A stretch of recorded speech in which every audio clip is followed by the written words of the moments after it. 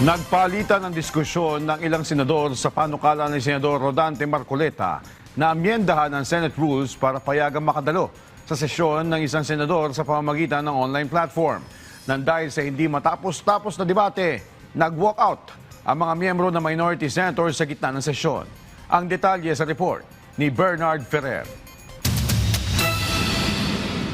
Nagsimulang uminit ang debate nang ihain ni Acting Senate Majority Leader Joel Villanueva sa plenaryo ang panukala ni Senador Rodante Marcoleta na amyendahan ng rules ng Senado para payagan ang mga senador na dumalo sa plenary sessions sa pamamagitan ng teleconferencing. Sa gitna ng sesyon, kwestiyon ni Senador Panfilo Ping Lacson ang motion at tinanong kung namuo na ba at natalakay na ng Senate Committee on Rules ang naturang panukala. Sa pagdepensa sa motion, iginit ni Senate President Alan Peter Cayetano na irrelevant ang pagbuo ng komite. Batay umano sa Article 136, dalayunin lamang ng motion na dalhin ang panukala sa plenaryo.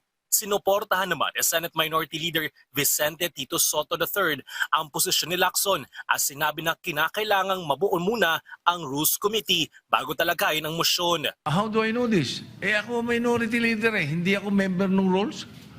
Ex officio Tumawag ba? Hindi. Ano to? Binabraso? Paulit-ulit namang naghain si Cayetano ng motion para hatiin ang kapulungan at agad pagbotohan kung tatalakayin na sa plenaryo ang usapin. Binanggit naman ni Senador Francis Kiko Pangilinan ang Article 136 at ipiniliwanag na dahil may tuturong itong bagong motion, kinakailangan itong pagbotohan sa Lunes, June 1. Why are we railroading this process, Mr. President? I have a number of issues that I'd like to raise regarding this motion, Mr. President. We submit that the motion that was mentioned last May 11 was referred to the Committee on Rules. This is a new motion, Mr. President, that is being presented on the floor. Sinuportahan naman si Pangilinan ni Senador Riza Ontiveros at iginit na dapat sa June 1 pa pagbobotohan ng motion. Ngayon kung sasabihin na ibinalik yung mosyong iyon, yung unang mosyon ni Senator Marcoleta sa plenary, sino ang gumawa nun? Dapat ang Committee on Rules. Na-initiate na po ang prosesong iyon alinsunod sa Section 24.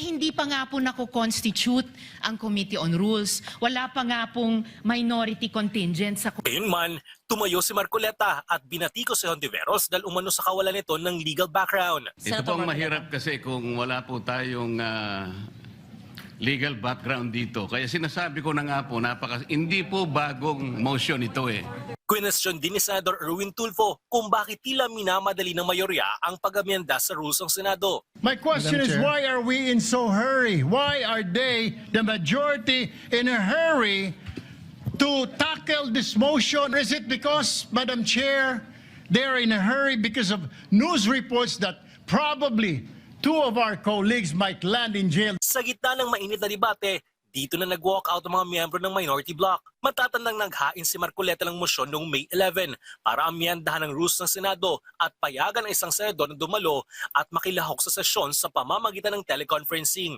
Inihain nito kasunod ng pagbabago sa liderato ng Senado na nagluklok kay Cayetano bilang Senate President. Sa inilabas na joint statement ng minority bloc, sinabi nilang may direktang epekto ang panukalang pag-amenda sa rules ng Senado sa paraan ng pagdalo ng mga senador sa sesyon, pakikilahok sa mga pagdinig at pagtupad sa kanilang mandato sa pamamagitan ng remote o virtual na paraan. Dahil dito, iginit nilang nararapat lamang na dumaan ito sa masinsinan at bukas na pampublikong talakayan sa halip na madaliin sa pamamagitan ng dikta ng mayorya.